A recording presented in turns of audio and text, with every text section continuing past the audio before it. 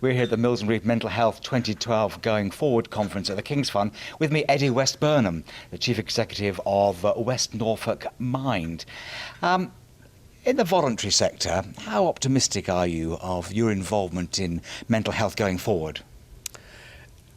Optimistic, not necessarily a word I would say would be the top of my sort of list of adjectives at the moment. I think there's a real sense of opportunity, undoubtedly, with personalised budgets, personalised health budgets, the new mental health strategy. I think there's a real feeling of, haven't we been here before? The National Service Framework had, for an example, mental health promotion right at the top, standard one, and yet nothing's really changed. So I think we would like to think collectively, and I can't speak on behalf of the sector, that this is just the start of the next phase of something really good. But I think there's a lot of concern that as the public purse has ever more sort of restrictions put on it, and voluntary sector budgets are slashed, that many of us are going to struggle to actually deliver as we would like to. Isn't an involving independent sector or a voluntary sector part of the big society? Yes, I would completely agree, and I do think there's an interesting sort of discussion to be had about big society, because many of us believe that the actual framework that is necessary to implement big society is actually being dismantled because the funding isn't being put forward by the local authorities. How do you integrate with NHS providers and independent sectors providers into the care pathway?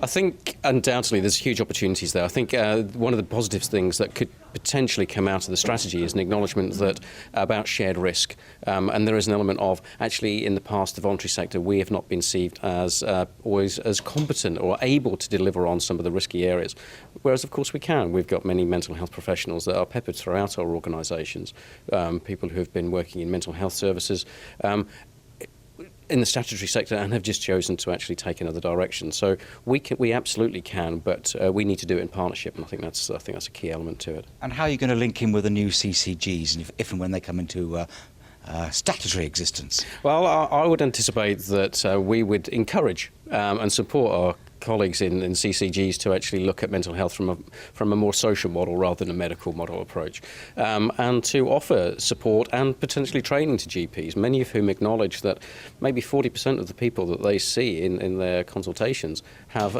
some issue relating to mental health. Maybe not be the primary presentation, but there's an acknowledgement that it's part of their fabric. So if you're going to actually help and support people to move out of the revolving door of secondary mental health care, then really we need to be working much more creatively together. So reform really is that opportunity you spoke of? Yeah, I'd like to think so. I consider myself a realistic sort of idealist.